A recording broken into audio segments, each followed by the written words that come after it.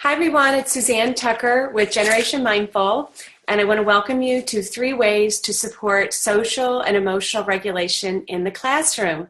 Whether you are here today live, as so many are, or you're watching this recorded later, I hope that you create something powerful for yourself and for someone that you love, some little person in your life that you work with or you live with, and that this training brings you more connection, more joy, and less stress.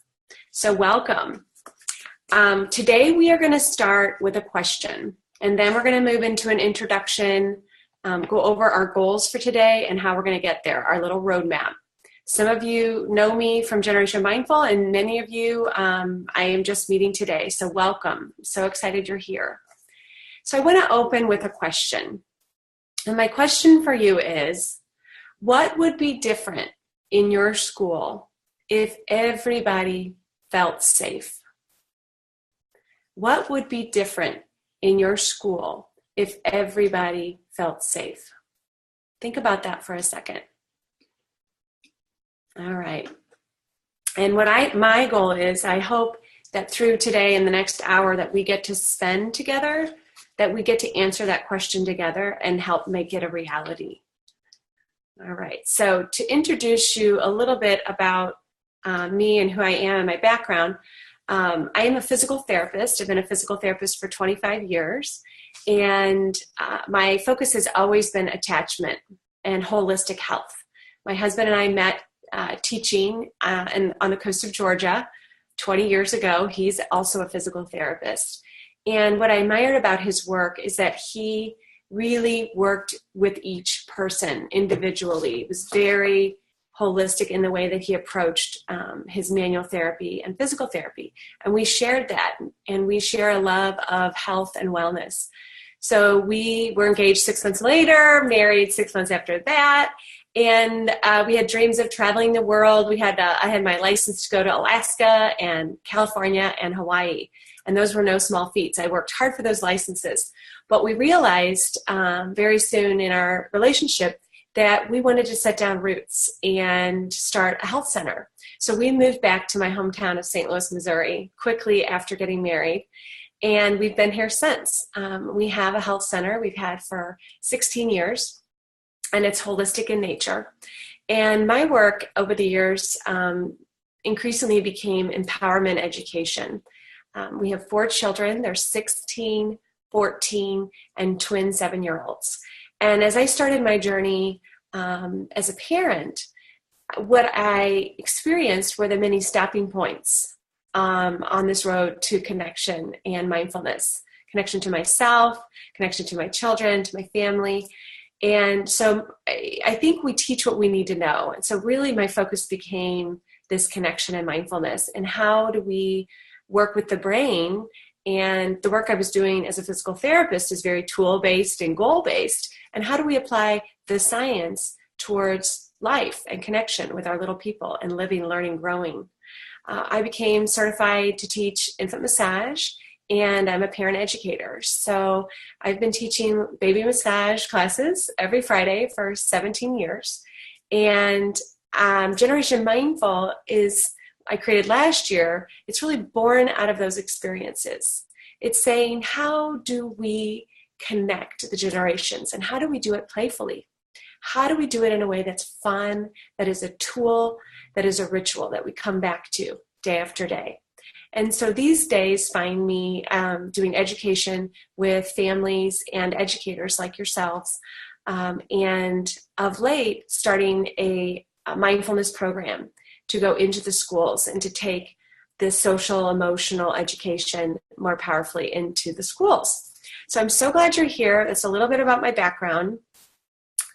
And I want to just jump in and share with you a little bit about what you might be wanting out of today, why you might be here. So this webinar is for you if you work with or have children who at times find it challenging to sit still, listen, share their ideas and feelings, and or cooperate with others. So I'm not sure why I'm drawing, so I'm going to stop the share and start over. There we go. See if that'll clear it. Awesome. So when I read that, it's like, yes, about every child on the planet. And I think you could include a fair number of adults, right, in that as well. This webinar is for you if you want to move past punishment in addressing misbehavior. We are going to do that. Everything we're going to do is rooted in connection and affirmations. And a large part of positive is boundaries. So we're going to be getting into that a little bit. All right, and this webinar is for you if you are interested in nurturing children in their development of social emotional skills. Are we with me? So I summarized that into one single goal for us. We want to help kids regulate, and that's what we're about here today. So the way we're going to get there is we're going to look at 3 tools for regulation. We're going to talk through listening bodies, we're going to talk through brain breaks, and we're going to talk through naming emotions. And within each of those tools, I think you'll find there are a number of tools that we're going to be getting into. All right? And I am speaking to you as an educator. You might be a parent and not an educator, but you're interested in social emotional regulation in the home. So I want you to know, for seminar purposes, I'm going to speak to you as an educator, because as a parent, you are your child's first teacher. So please know that this webinar is meant for both of you, though we are specifically addressing the classroom. Thank you. All right. So before we dive in a little bit into the objectives and then right on into that first point of listening bodies, I want to tell you a little story, because I think that the learning that we move into is much more, it lives for us in the storytelling, okay? And I think you find that in the classroom with your children, don't you? Raise your hand if you feel like when you tell a story or you involve storytelling in your lesson planning or in your work with your children, that you see more engagement, more retention, more learning. Just go ahead and raise your hand, or you can chat in the chat room. Yep. All right. Laura. Yes. Kathy. Okay. Thank you. Now you can put your hands down. I hope all of you see that function there under managing the participants. You can go ahead and, yep, raise your hands and put them down. Okay, so a lot of us, many of us are seeing storytelling. That is how the brain is wired. A lot of what we're going to go into today it's based on the research, and it's how the brain works and how we learn. So I just wanted to share a little story of one of the things I hope you get out of today. So I have a neighbor. She called me the other day, and she said, Suzanne, I hope this doesn't offend you, but the big tree you have growing in your front yard, we noticed that you have these large vines growing up them, and they've been there for a long time. And we were having our trees trimmed the other day, and the trimmer said that can kill the tree and just take it down. And actually, she texted me all of that, and I texted back, thank you. Okay, she was scared. She didn't want to offend me or embarrass me. And you know what, there's years ago that I might have been embarrassed. How did I not notice that? I might have moved into some self-shaming type dialogue in my head, because getting it right is something that in the past has really, I would say, even run me. But today I'm much more interested in that information and using it. So I simply thanked her. And with that awareness of just her noticing these vines that have been growing in this tree literally for a decade. We've been in this house for 12 years. That was all I needed to the next day to go inside and grab my little rose bush trimmers. These are hedge trimmers. They're not even the proper tool, but it's all I needed, that awareness she brought me, to go in and grab whatever tool I had and to get out there and address it. And I started just snipping those vines. I didn't even get down to the roots of them. I was just snipping them right at eye level. Snip, snip, snip. Went all the way around this, I don't know, the diameter of this tree has got to be over 5 feet. It only took me about 15 minutes. And then I left it. And the reason I'm telling you this is this. I came back to that tree today, and I noticed that all of those vines that I had snipped, they had weathered.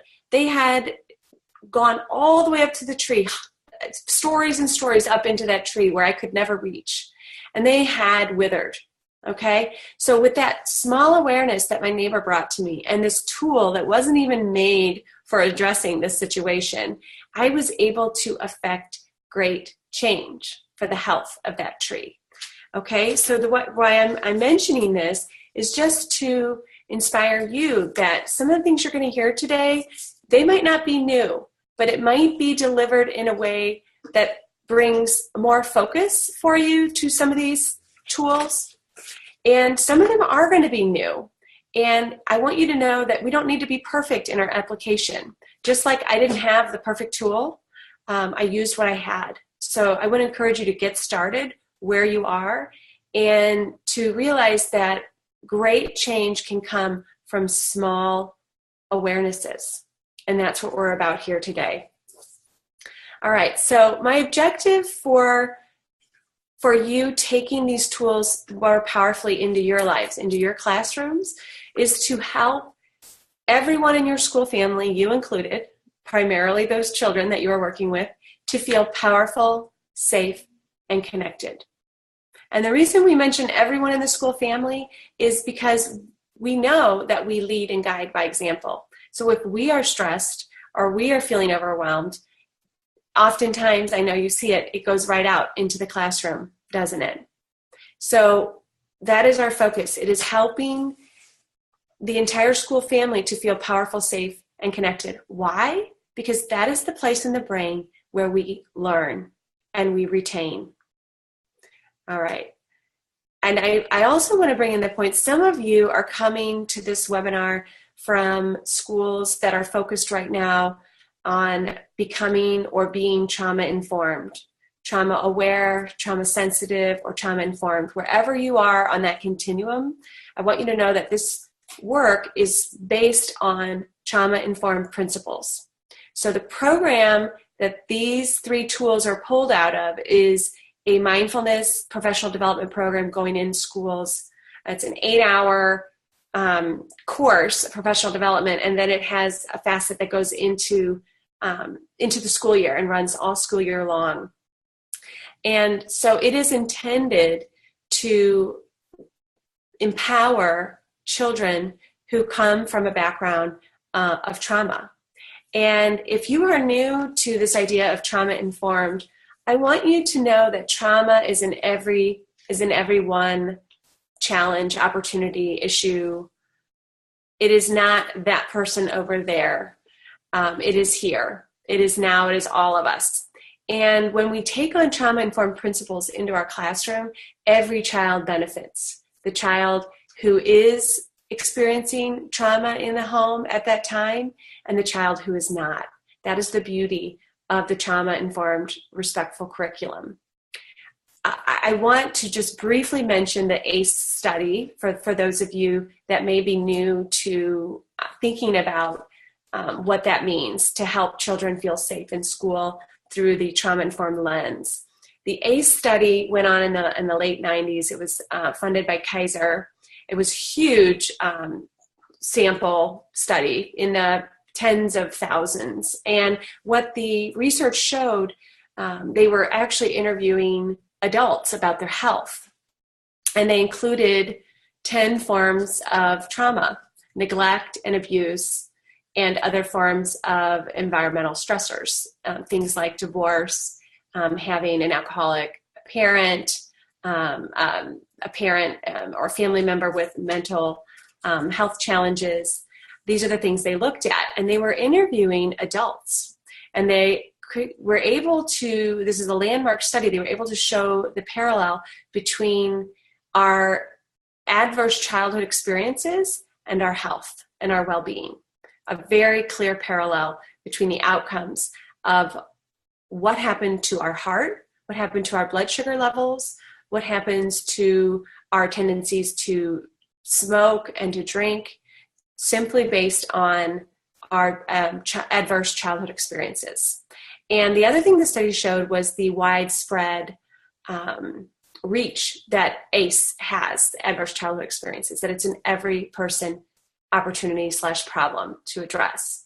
So if you don't know about the ACEs, I welcome you to Google it when we're done and read up. I'm guessing most of you, many of you are familiar with it. So today, the tools we are looking at will support social and emotional regulation. So what does that mean? Well, we're really looking at growing the emotional intelligence of our children and ourselves and our classrooms. I like to make everything simple, so I'm going to break this down for you into 2 words: what we see and what we do. And that's a great way to help children, even as young as 3, to understand what we're talking about. Some of us think of it as the soft skills, or character, or the way we treat people, or being a friend.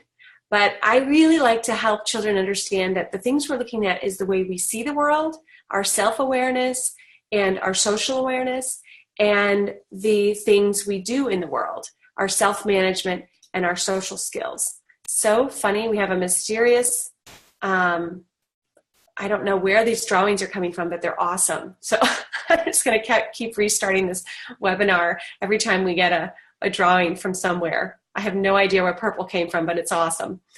All right, so that is how we look at emotional intelligence: what we see and what we do.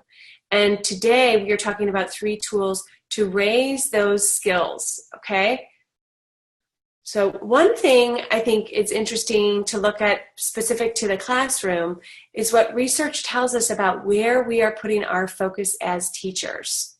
Where are we putting our focus as educators? Research shows that we are 13 times more likely to give students positive feedback on their academic skills over their social skills.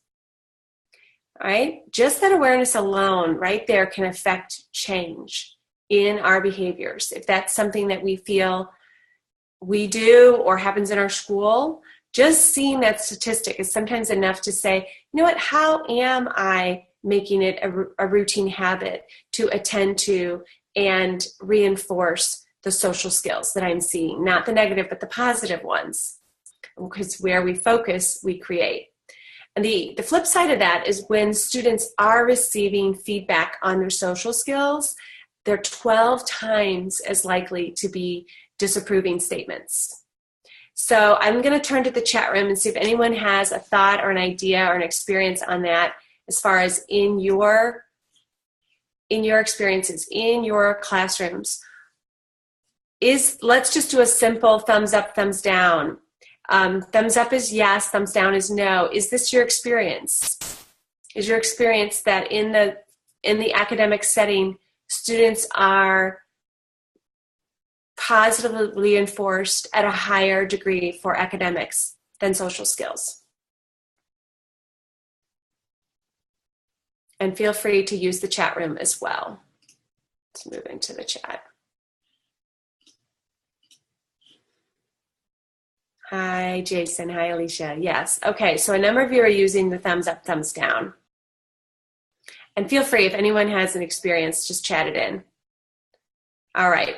So many of us are finding that our energies are pulled to the academics. And even if you look at the word soft skills, right? Soft skills. These skills, what we know when we look to the brain is the prefrontal cortex, okay, that's in the front, responsible for our social emotional skills, is largely necessary to be online to do the things we are wanting from our children, like to sit still, to listen, to have self-control, to be respectful of others. Okay, this is requiring their going to this frontal part of the brain, the prefrontal cortex. And if we don't teach to that part of the brain, if we don't reinforce that part of the brain, we are doing ourselves a disservice to expect to see those skills coming from the child in order to allow the academic skill building that we are looking for. So what we're going to do today is actually break down those skills and teach them, okay, to hold them as important, because these social emotional skills are the skills that we need to lean into to allow that academic learning.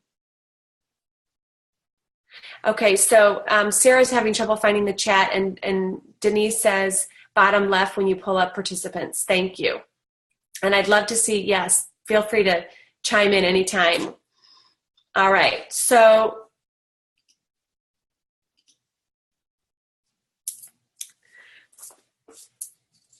moving into the tools, I think it's important that we go over real basics of the brain, okay? And I'm going to tell you this in a real basic way that you could even share with your students. So we were just talking about the green light go brain, the prefrontal cortex. And this is the part of the brain where parents and educators dream of children learning and living from, right? This prefrontal cortex, where we're online, we are calm in our bodies, we can listen, we're aware of ourselves, we're aware of others, and we can retain and work together and learn. And what we find is our children are not there all the time. And that is okay, because that is what it means to be human. And there is so much richness in what happens here in the yellow brain, right? This is our emotive brain. And in fact, it's this emotive brain that we want to start bringing into our classrooms, okay? Not as a diversion or as a less than, or okay, you know, we have these emotions, we need to get back on task. We want to start embracing the emotional skills of our classroom as part of why we are there, okay? When we send a child out of the classroom for what we perceive as misbehavior, we are sending a signal to our entire classroom that this is not why we're here, okay? You are outside of the bounds of why we were here, to work on our academic skills, and you are disruptive, so you need to leave the room. I understand the reality of disruption and needing to send a child out. What I want to invite you into is an idea of bringing the child in the room, keeping them in the room, and managing the misbehavior as part of why we're here to learn, okay?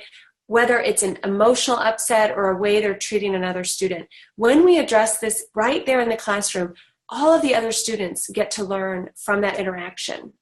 They also see that this is why we're here, that mistakes happen.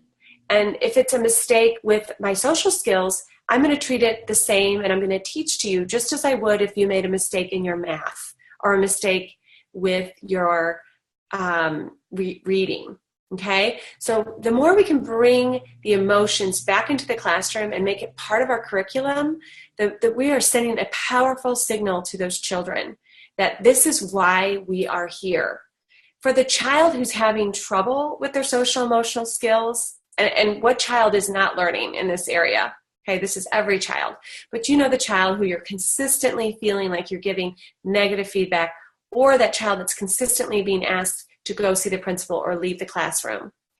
That is the child who is needing us to show up and be where they are, to meet them brain to brain. And the 3 tools we're going to go into on social emotional regulation do that. They show up and they teach to that brain to brain. The final part of the brain is the oldest part of the brain, is the brainstem. And so if you look at your hand as a brain, this would be the brainstem. This would be the middle brain, or the yellow, emotional limbic brain. And right here would be the prefrontal cortex.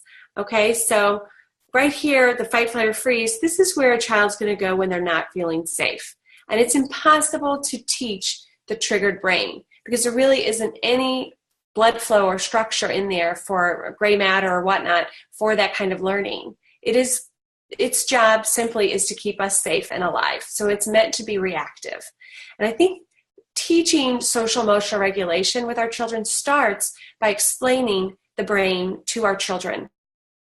Children as young as 3 and 4 can understand this 3 parts of our brain.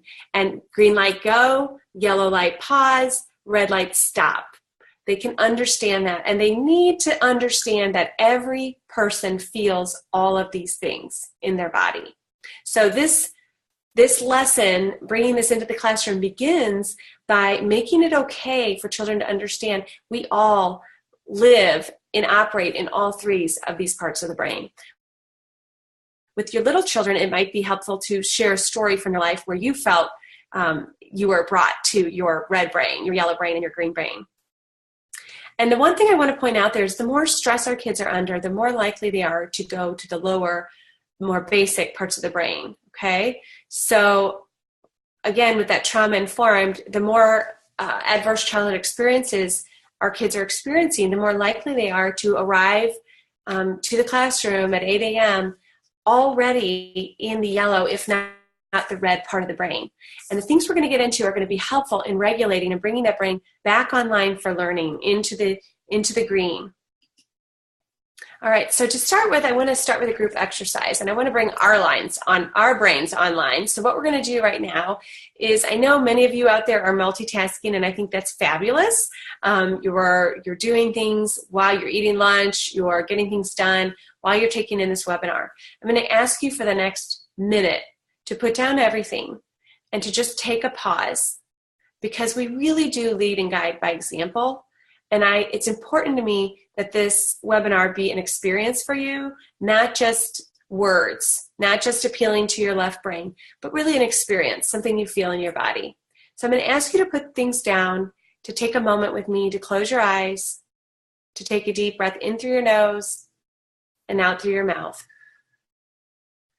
We bring in about 80% of the sensory data that occupies our brain in through our eyes. So when we simply invite ourselves or our children to take a pause, to close their eyes, we are going a far way into regulating the brain, aren't we?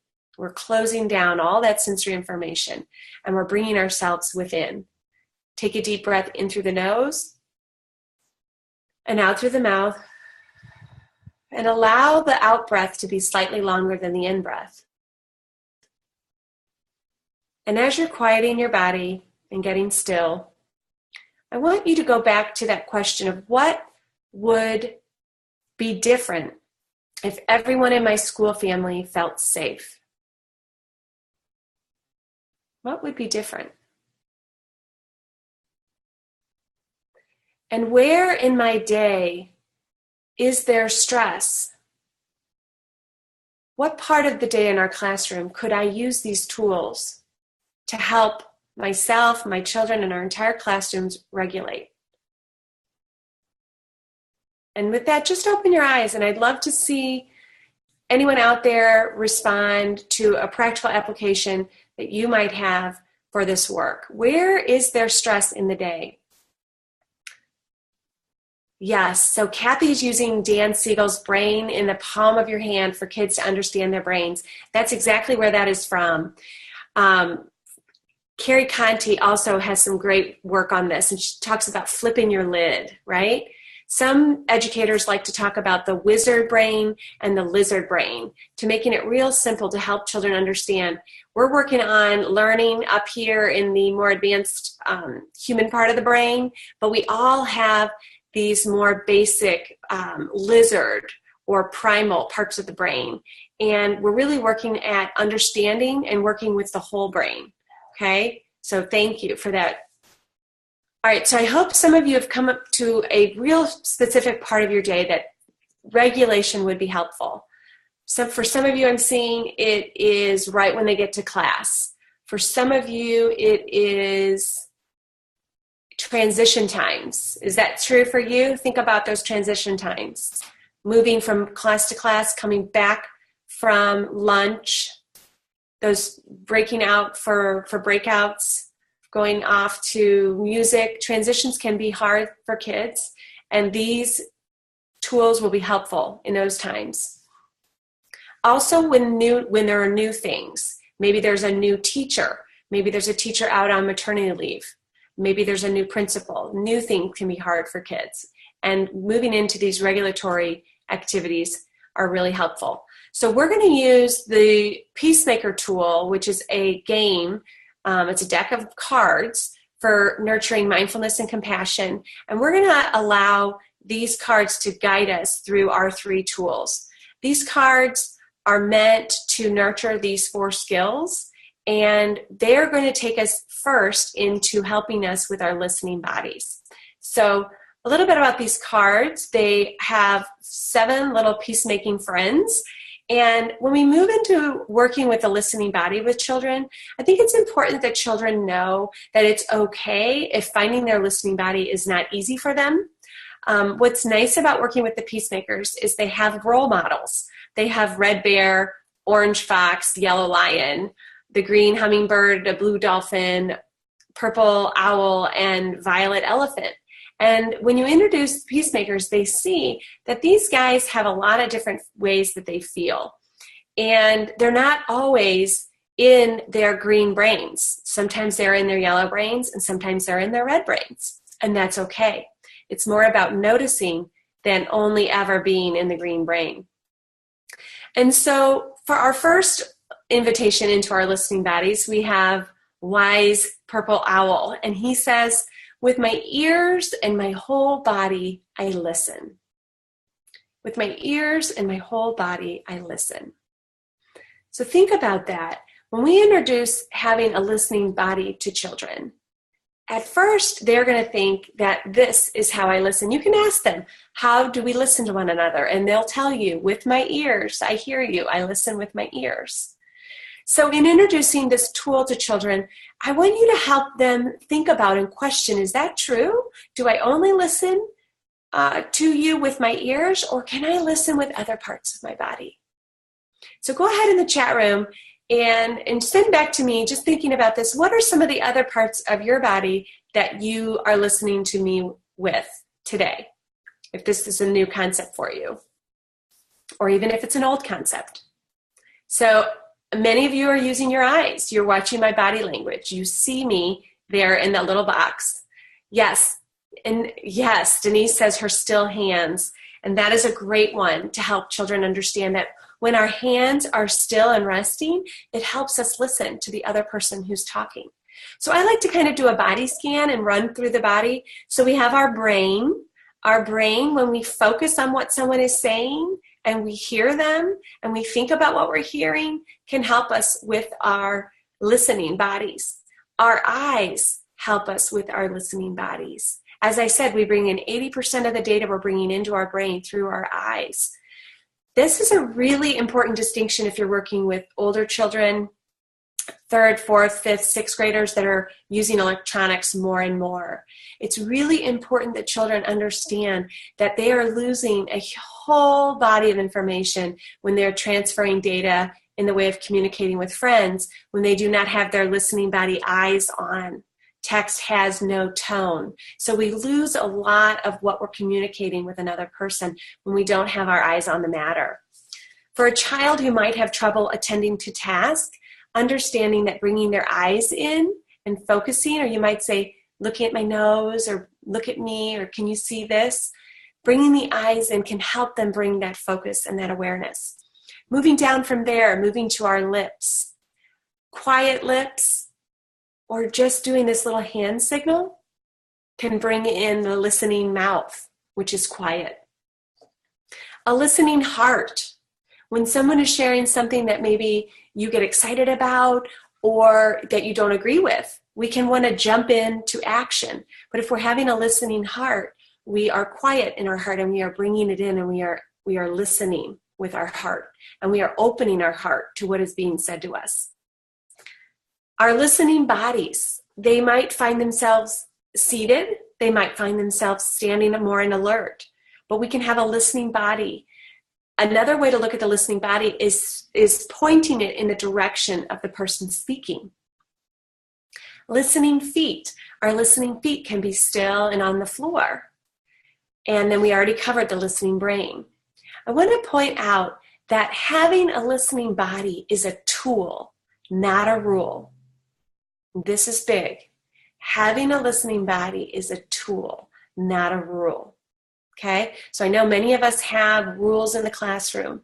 I want to make it clear that everything we're talking about today is built around a growth mindset. And that means that some of the things we're going to talk about are not going to come easy to all children. Okay? So having a listening body is a skill. And no matter where we are in that continuum, we can grow. Okay? It might be very hard for me to look you in the eyes. It might be very hard for me to still my body.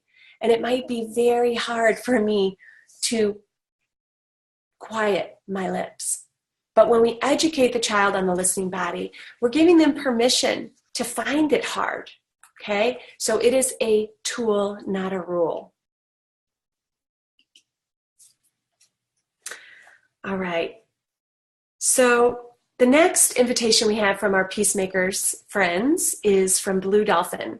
And Blue Dolphin says, to calm my body, I breathe deep, gentle breaths and pretend to blow out a candle. So breathing in the nose, out the mouth, pretending to blow out a candle. That can bring me more fully into my listening body. If I find I have the wiggles or I'm having trouble, what tool can I use to bring me more deeply into my listening body? It is the breath. So I want to share just a couple quick ways you can use the breath to help your children find their listening bodies. The one is that blowing out the birthday candle. Another one is using your hands as, have you ever seen those balls that spiral open and close? They're awesome. They have all these little joints that connect, and they're brilliant. I have one here in my house for my children, and a lot of times I'll hold it and we'll breathe in and breathe out, bringing that sphere open and close, just like our lungs do. But you know, those spheres can cost upwards to $20, and we all have a sphere right here in our hands, and we can model bringing it out and bringing it in. And the neat thing is about our hands is they're always with us. Okay, so this is a practice children can get into to bring them more deeply into their listening bodies.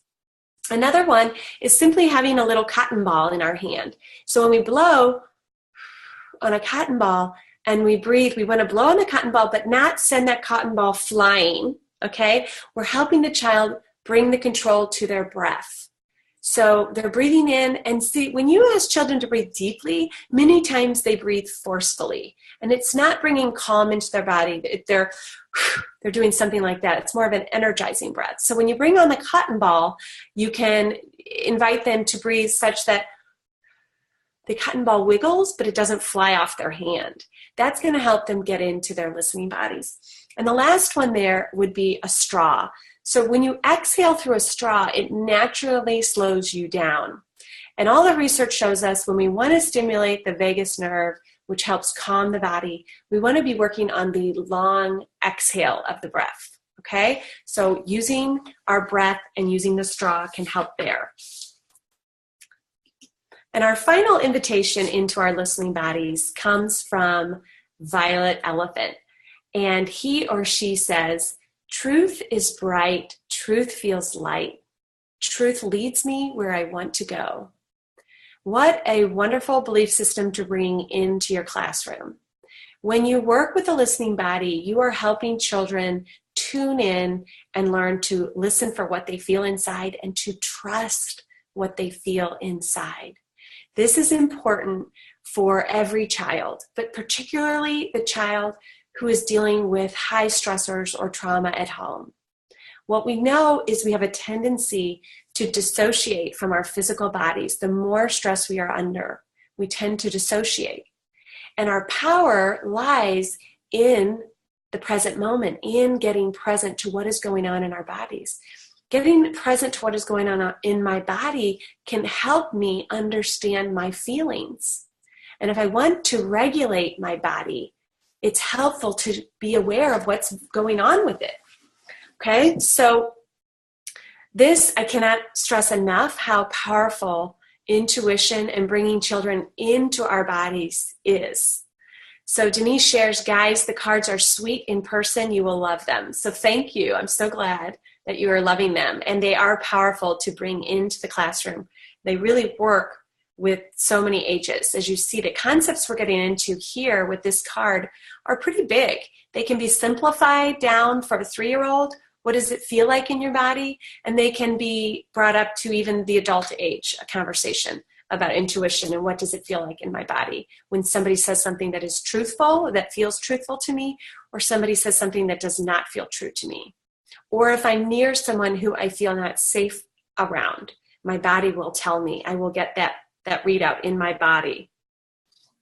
Okay, so that is a little bit about embracing the listening body. The listening body and mindful body is really 1 full hour of the professional development course that I give. So I want you to know we're touching on many things here, and that we can definitely go deeper into those things, but I'm hoping having that understanding of a listening body is useful to you and you can bring it powerfully into your classroom. The next tool we're going to get into is the brain break. So, I talked about loving work that is body, mind, and spirit, and you may or may not have noticed that the 3 tools that I chose for you today, they address the body, the mind, and the spirit being the emotions. So we just talked about our listening bodies. Now we're going to move into our minds, our brains. We're going to move into the brain. And taking brain breaks as a class is a really helpful way to regulate the classroom.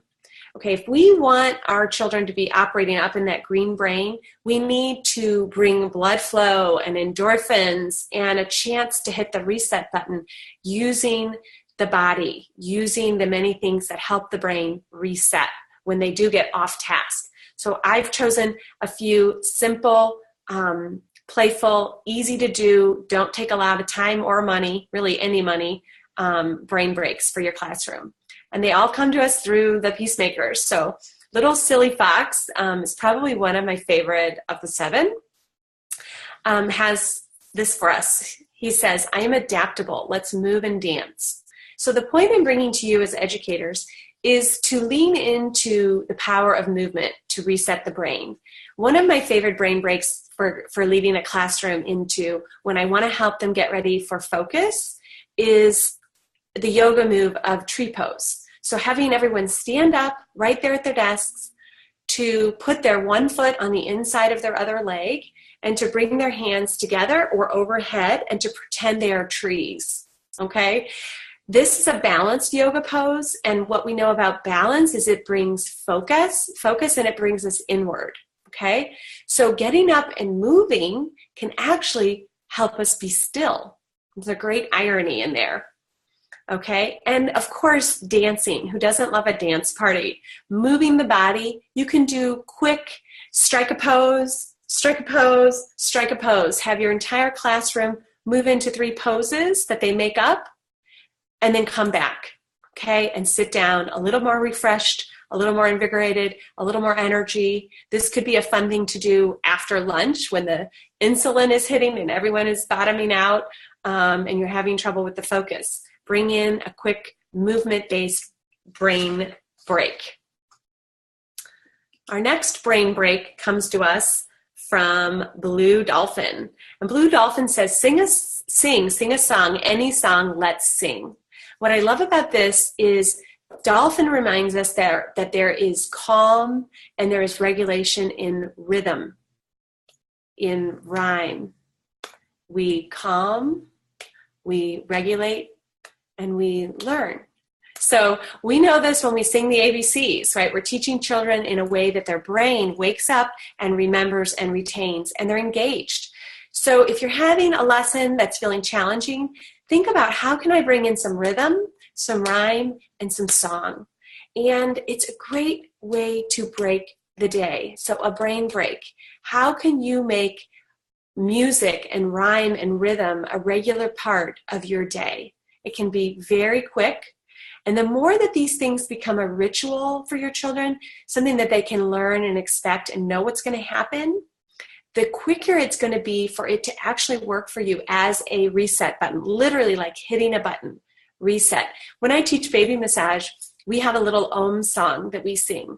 Om to baby, celebrate baby. Sing it with an open and a joyful heart. Om to baby, celebrate baby. Sing it with an open heart. Took me about 10 seconds to sing. And often when things, you'd be amazed how quiet a room of 15 babies getting massaged can be. But sometimes, as you can imagine, things escalate and there's a lot of noise or movement or sound. And we as parents start to get to feel like this. So we will sing that song and help get regulated ourselves. And what I see is it transfers right over to the babies. So having a ritual like that for your classroom, maybe it's a song that you use to ease transition times, can be really, really helpful. The last one here, it's actually, there's one more, is one of my favorites. I am Huggable, let's hug. So as a educator of infant massage, it's one of my favorite facts is that skin is the largest organ in the body, and it is the first to develop in utero. So it's super important to our children and their learning, and yet how much of our curriculum is focused on the tactile sense? How much are we leaning into the power of touch to help children feel safe?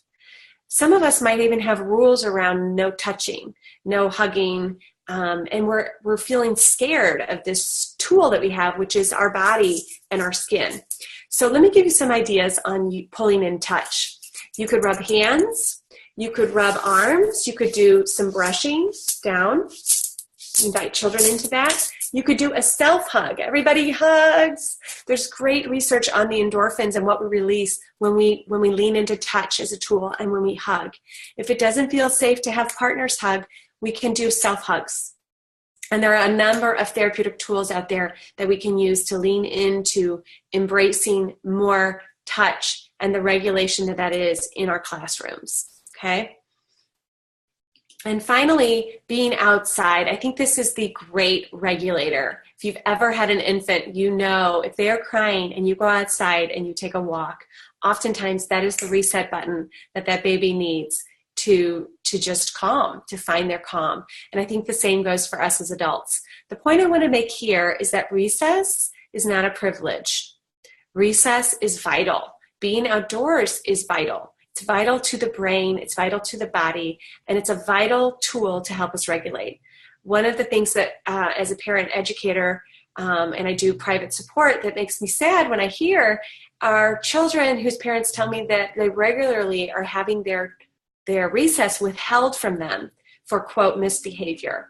And I want to say to those teachers that this is not a privilege. This is not the thing you want to be holding from this child. This child needs their movement and their outdoor time, maybe even more than the other children in the classroom. And I understand we want to learn, but can we break it down and think of another way to reinforce what we are wanting from that student? And can we be ensure, can maybe that child needs more movement or more outdoor time, not less? I want to make that quick point. Because really, when we are out in nature, we are able to tune into what is going on inside of us at such a deeper level. All right, my third tool today to help you with social emotional regulation in the classroom is simply naming emotions. Now, I say simple, right? But as we know, emotions are a complicated thing. So we're going to make it simple, though. We're going to break it down and make this simple for you in the classroom. One tool I love to work with is this ruler method. This is part of the toolbox that we have in our mindfulness professional development training.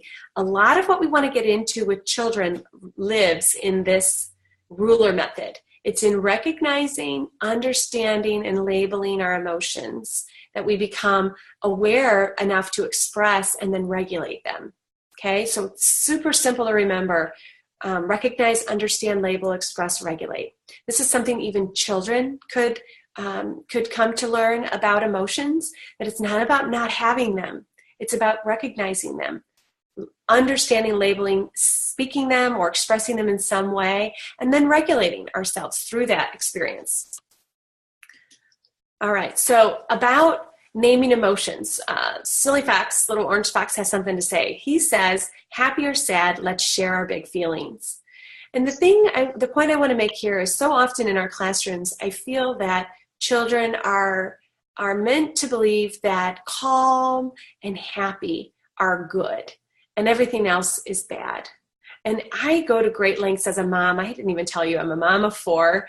My kids are 16, 14, and I have twin 7-year-olds. And as a mom, I go to great lengths to embrace all the emotions of our day and not to dismiss or deny them, but to call them out, to name them. Even if it's me that's feeling them, I'm feeling frustrated is something that I say, because I want my children to see that I too experience the full realm of all these emotions.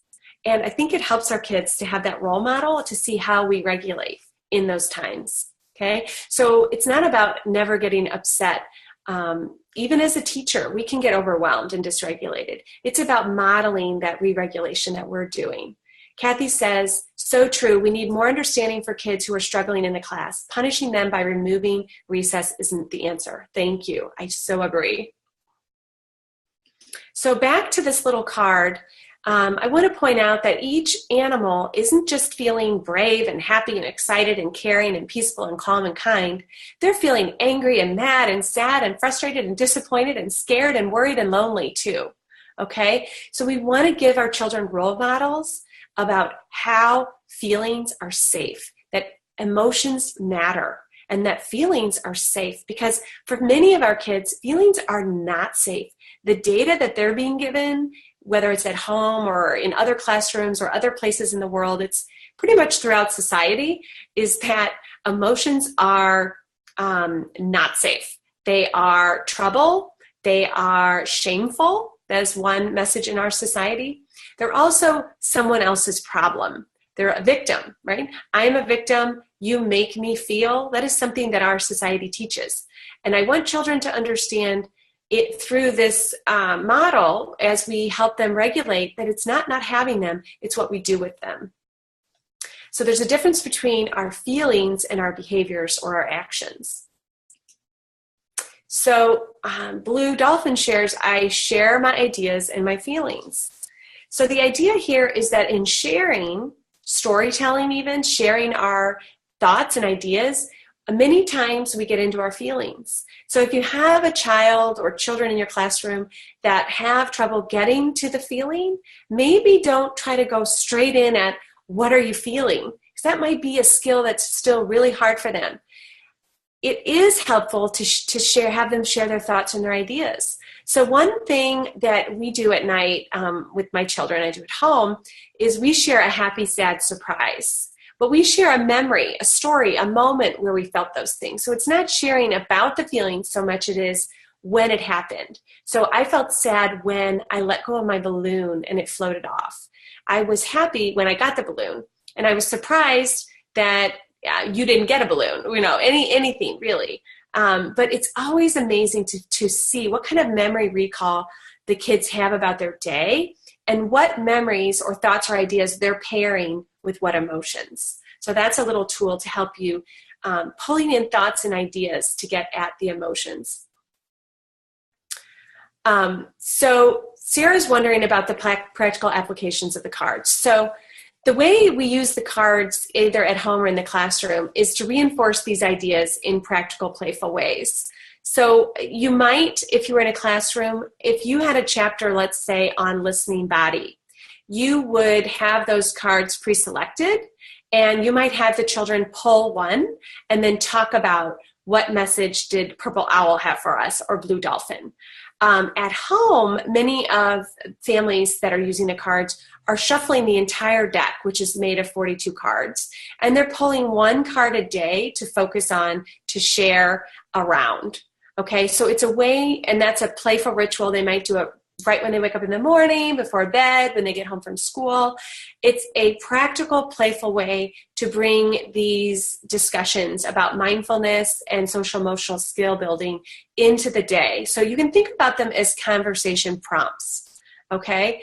As educators, people are using these in all sorts of ways. Some educators are building their morning meetings around one single card. Some are taking on a theme like power, which has 5 cards, and they're doing one a day for a week. There's so many different ways to use them.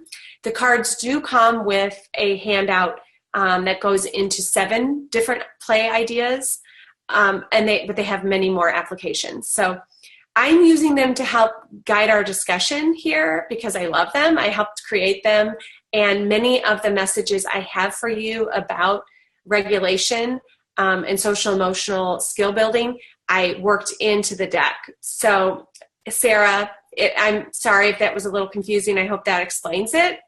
But in terms of our speaking here today, I'm really using them as prompts to guide our discussion on these 3 tools. Okay, awesome. She says, thank you for explaining. And Kathy shares, these cards follow the chakra colors. Do you relate them to the chakras? Yes, actually, they were created and inspired by the 7 chakras, but that is an element that may or may not be brought into the education. But if you do look at the themes, red, root, power, you'll see that they do parallel the 7 chakras all the way up to the violet, okay, forgiveness theme. Awesome. Oh, great. Yay. Denise says, thank you. Same question. Awesome. I hope that was helpful. Awesome. And I'll tell you a little bit more about them at the end if we have time. Okay. And they are on my website, Generation Mindful, if you're curious. There's a great short 2-minute video that shows them in action there. All right, so sharing my ideas and my feelings. So when we go back to the ruler method, just talking through our feelings helps. So having a question and sharing it helps steer this entire webinar. And that's why it's so awesome to have people here live, helping direct this, sharing their thoughts, ideas, feelings, questions. That is powerful. So Little Owl has to say, my thoughts matter. What am I thinking about today? So that question that you shared, Kathy, actually was really, really helpful, and thank you. Same thing here. It's helpful with our children to prompt them to share what are they thinking about. So in terms of the social emotional regulatory tool called naming emotions, sometimes just having a conversation prompt like this can help your classroom process and share and name their emotions. So one thing I want to point out here as we're getting closer to the end, and I want to have time for Q&A, is that all 3 of these tools we went through today foster the growth mindset. Not a fixed mindset that says, I'm good if I do good, I'm bad if I do bad, but a growth mindset that says, it's a process, it's a journey, I can learn, and when I put effort, I can grow. We want to apply that growth mindset to behavior. So often children are judged as good or bad, when truly they are on a continuum. They may or may not have self-control. They may or may not have violent outbursts. They may or may not be shy. They are all unique and different, and we want to give children permission to know themselves, to be themselves, and to feel safe right where they are, and to meet them where they are. So bringing social emotional conversations, tools, skills, and curriculum right into our classroom makes it so, helps children feel safe being right where they are. So one little story about the power of a growth mindset and how it helps us when we're actually in the middle of a conflict and resolving conflict with children is a story from my life, from my twins that are 7. They're in 1st grade. And yesterday they brought home little sheets of paper. They go to an amazing school that's built around the Reggio philosophy. And they have a farmer's market they're getting ready for at the end of the year. And the teacher has invited them to fill out job applications to apply for the different jobs at the farmer's market. So there's a lemonade stand, there's selling the vegetables, there's being a greeter, a welcomer, and there's someone who does cleanup. And there's a couple other jobs. So my daughter, who's very extroverted, wants to sell the lemonade. She's very clear. My son, who is a much more shy, was actually going through all the opportunities with me, and then got very clear that he was not going to sell lemonade. That would be awful, he said. He did not want to be on the welcoming committee. That would be awful, he said. But he thought this job of helping clean up and keeping things nice sounded perfect for him.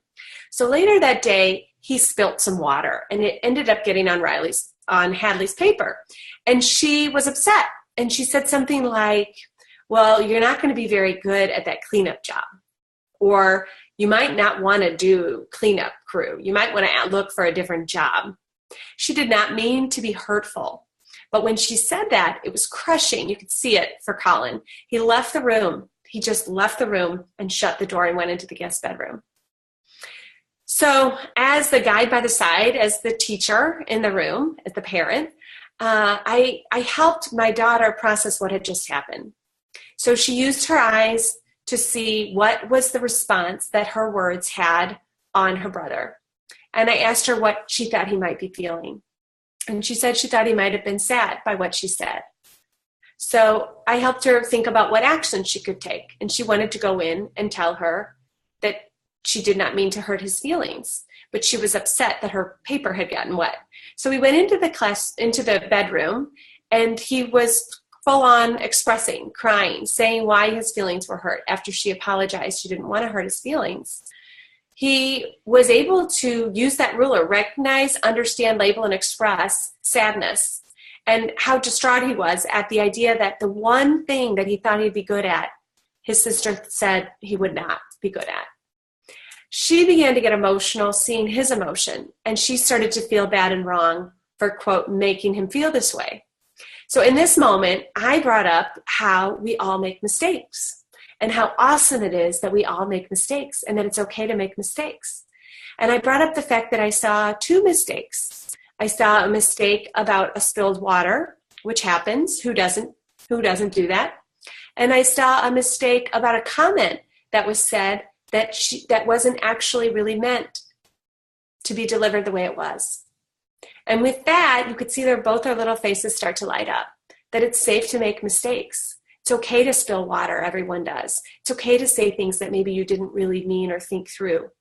And then we can write them. We can clean up the water, we can help with the paper, and we can help with the emotions that our words caused. And it was just so powerful to see this growth mindset and all the tools and really in action. And I think that's what you find with social emotional skills. When you start breaking them down in the classroom for and with your children, you will start to see them using them. I could break down the story I just shared for you on so many levels, from Colin self-identifying upset and leaving the space to the social skills of noticing someone upset, right? And then the empathy and compassion to go to that person to process. So there's so many levels of social emotional skills in action.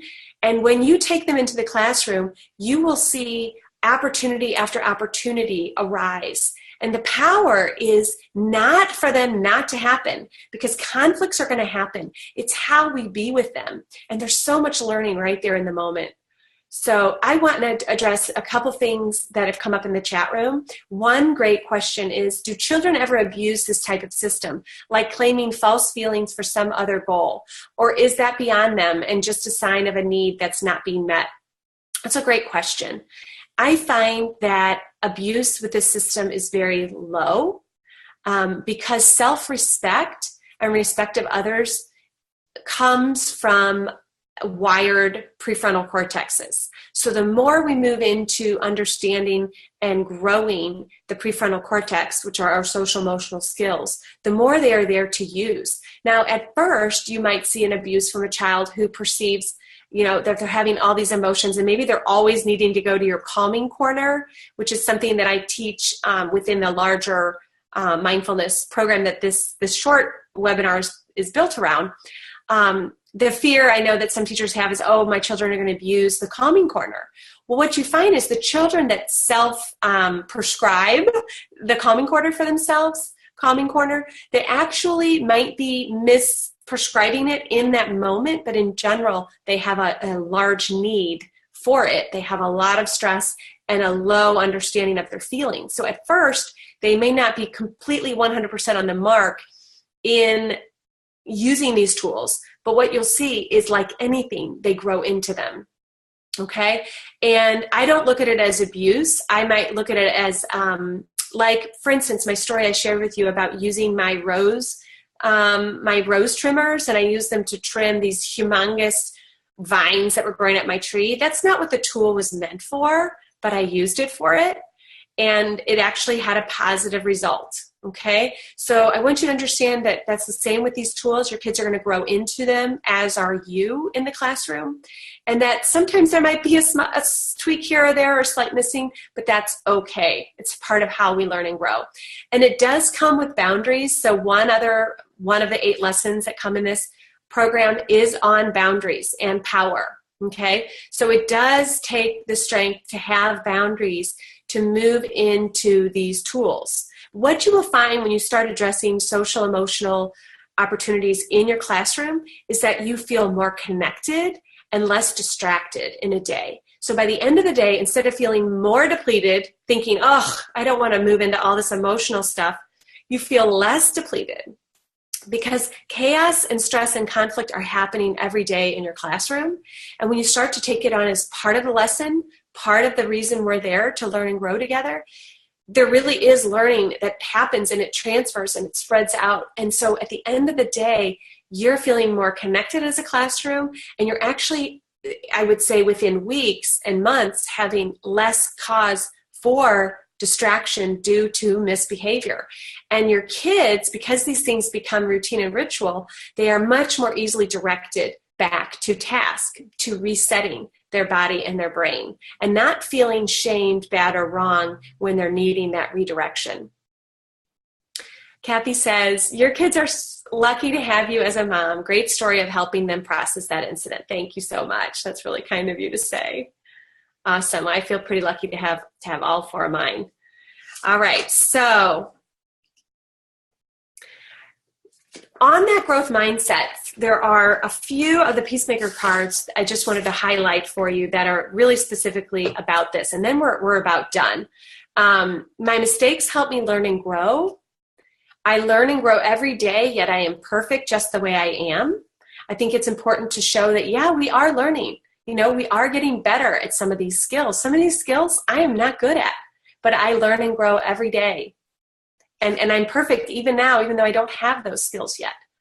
And finally, I ask for what I want and need. It's really important for children who are dysregulated to have permission to be dysregulated. And it's about noticing it and getting regulated, right? It's about getting regulated. It's not about never being dysregulated. So sometimes we might need a special consideration in the classroom for my learning. I might need something to hold, a little something in my hand. I might need a standing desk or a desk where I have two desks, and I'm encouraged to move freely between my two desks. I might have a Swiss ball that I sit on. It's okay to have needs. It's okay to ask for what we want and need. So to close with, I want to reinforce that we teach by modeling and we learn through connection and play. So your power as an educator is in your own self-awarenesses, your own internal regulations amidst all the chaos and the conflict of the day there in your classroom.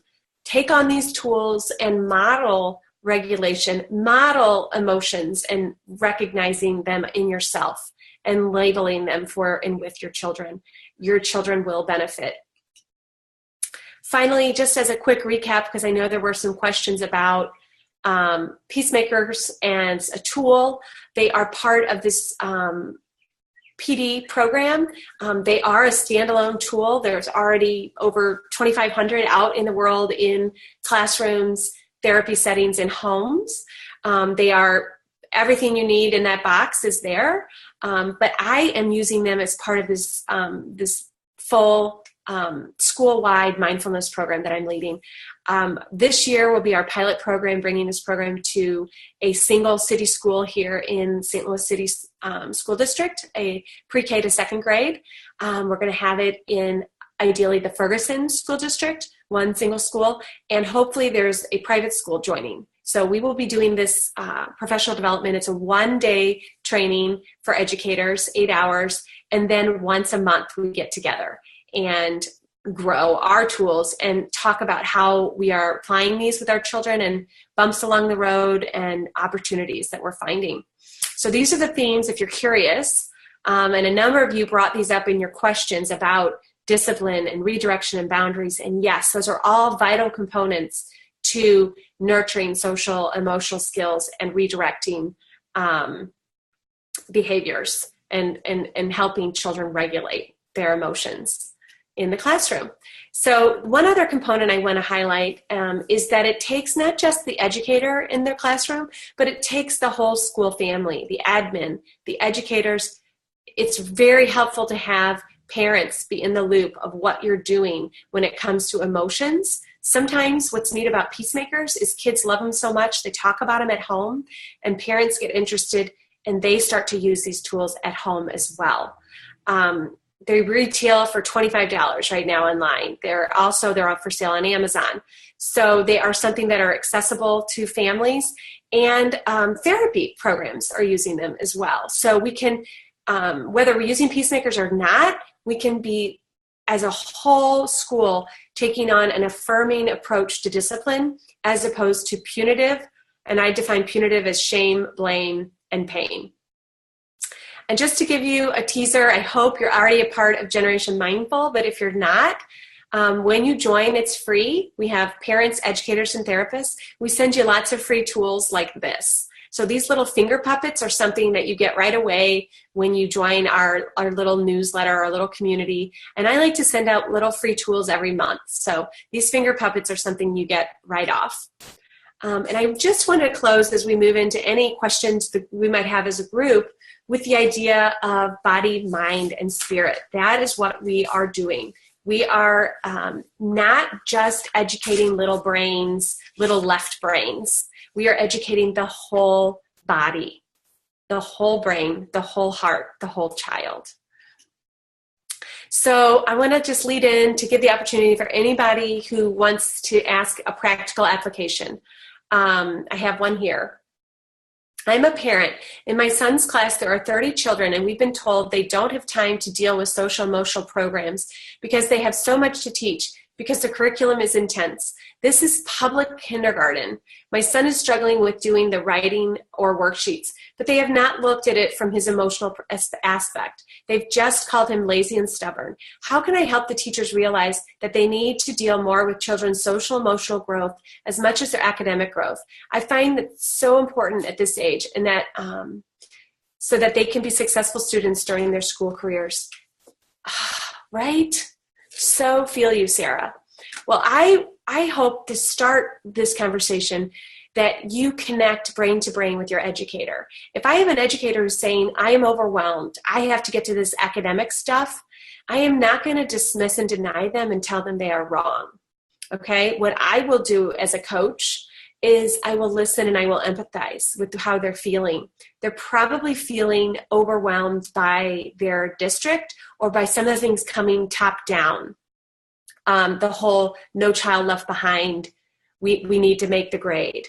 What I would do is I would appeal to them after connecting with them brain to brain. I would appeal to them by saying the research. I would show them the data I would show them this video, and I might invite them into some of the research from the Yale School of Emotional Intelligence that shows that, in fact, that their time will be more efficiently used and their learning will go up when they embrace social emotional curriculum in the classroom, and that it is age appropriate, certainly for preschool, kindergarten, first, second on up, to be focusing on social skills. There's a great book, Kindergarten is the New First Grade, and it's talking about the risk of the things that we lose when we pretend that kindergarten is first grade or preschool is kindergarten. Kindergarten is meant to be learning through play, and truly all of our learning could benefit from experiential injection. And that's why I love Reggio, is they don't think that play is for babies or it's child stuff, or that play is just fun. They understand the brain science around learning. And my kids are in public school, so I homeschool one of my children. So I don't want to sound like that I'm disconnected from the realities of the world. When I share my model with you, I want you to understand this is meant to be embraced by public schools, city schools, homeschool, private schools, all schools. Okay, there is not a school that I can think of that would not benefit from a small injection of curriculum around social emotional intelligence. But again, I would not attack them or make them wrong. I would respect that they're feeling crunched for time. And I would show them, maybe through this video or through any number of educational means, that it doesn't have to be their whole day. And in fact, it will accent and improve their reading scores and learning and their math and the other core curriculums that they want to get to. All right. So another question, how do you approach district to start a mindfulness curriculum? Well, I actually sat down with the superintendent of the entire St. Louis public school district, and I had receptive listening, and I was blown away, and they're really excited about it. So I would start face-to-face with a conversation. I don't know what your background is, Denise, but I think that working from inside a school, it just takes one person who's interested in this. I can tell you from experience, you might be the music teacher. One school I've worked with, it was the music teacher that brought it. You might be the counselor. You might be the social worker. You might be the kindergarten teacher. There's no bad way to start this conversation. It just takes one excited, interested person to take a school family closer to this work. I am going to be taking this curriculum all online. My hope is to make it super affordable so that no school could turn away from it, with 8 video modules and then ongoing support through the year. And then to just continue building tools around this, accessible tools, free printables, posters, other things like the Peacemaker deck that I created. And if you're new to Generation Mindful, check out the mission of our community. But I will tell you that is my goal, is to bring it to every school, to bring mindfulness, this sort of social emotional curriculum, to every school. What book would I recommend? I would recommend The Whole Brain Child by Dan Siegel. And let's see. I also have a resource list for you. Great question. Let me get to that right here. So there's a number of other resources I would recommend here. Let me see if other questions. Okay, so yeah, Denise is a teacher and home with her kids now. So you know what? Sometimes it's through the PTA. I have one teacher who's bringing it to a public school in the county. One parent. She's a parent. She wants it for her child who's in first grade, who she sees bumping up against these sort of mistaken goals or faulty belief systems that the school has for her son. And she is inviting this program into her school through the PTA program. Awesome. And then there's a Mind Up program, mindup.org, that Kathy shared. Awesome. Yeah, there's so many. There's mindyeti.com, which is free, and it is a guided meditation. It's a whole body of tools for bringing mindfulness into the classroom and home. So there's a number, and I hope some of these resources here on this page help as well. Carol Dweck has a great book and a lot of research and articles and understanding of the growth mindset, and that's a great place to start with school educators and administrators, with all the benefit around what it means to have a growth mindset. And you might share with them that having a punitive approach to discipline is the opposite of nurturing a growth mindset. Another great starter to this conversation is the trauma-informed movement. And if you are going to be a trauma-informed school, you are certainly going to need to rethink shame, pain, and blame-based discipline with your students. That was my entry point with the city schools. They were letting go of suspending children. They actually were suspending kindergartners and first graders. Go figure. And they realized that having a no suspension policy was important, but it left them scratching their heads saying, now what? And so now they're really interested in the tools to help them successfully live into that policy, which is a great policy. But we need tools, support, and education if we're going to live into a program like that. Finally, do you know any websites that teach young children how to meditate and have guided meditations for children? Yes. mindyeti.com. I'm going to time that in. mindyeti.com. And I will save the chat room for all of us. And I will send you a copy of this webinar to enjoy and review, and even to share if you'd like with an administrator or a partner, a friend, a mom, the in-laws that maybe regularly care for your child and cannot understand this, quote, misbehavior. There are a number of other resources about positive discipline on Generation Mindful, if that is if helpful to you. So to close, I just want to thank you so much for those of you here live, sharing in the chat room. You kept me on task. You helped keep me regulated, and you kept moving this conversation forward for all who are enjoying it later. And if you are an educator, if you are a parent, if you are working with children, I want to encourage you to keep doing what you're doing, keep growing in these tools, keep a growth mindset for yourself as you learn and grow. Permission to be not perfect, permission to fail, permission to get it wrong, and to just keep learning and growing into these tools as you are encouraging your child to, because you are making a great difference when you help empower children to learn about their body, about their mind, about their spirit, and to self-regulate socially and emotionally. Thank you all so much for being here. Denise, thank you. Thank you for all these nice comments in the chat room. All right, I hope to see you in some of the other Generation Mindful sessions. Bye-bye.